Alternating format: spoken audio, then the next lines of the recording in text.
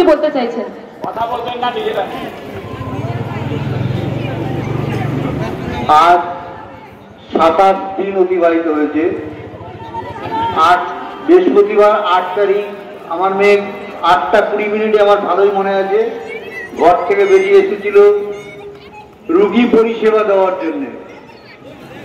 সকাল 9টা থেকে ওর আউটডোর ছিল আরজিকর হসপিটালে, এবং তারপরে আউটডোর করার পরে ও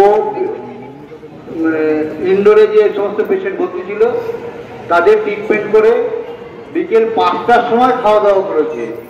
রাত্রির 11টা 15 মিনিটে আমাদের সঙ্গে কথা হয়েছে, এবং বেশ মানে কি বলবো, মানে আমরা কখনো স্বপ্নেও তখন ভাবতে পারিনি যে সকালবেলা আমরা এরকম একটা খবর পাবো আজ হসপিটাল কর্তৃপক্ষের থেকে।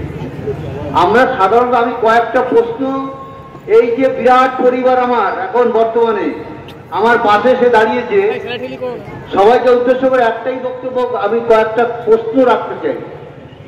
আমরা সাধারণত কি জানি, আজকে আমি সমস্যায় পড়ব, সবার প্রথম আমি পুলিশের শরণাপন্ন হব। আজকে পুলিশ তার নিয়ম অনুযায়ী কাজকর্ম করবে, কিন্তু আমি এখানে দেখছি পুরো পুলিশ কোনো কাজই করেনি।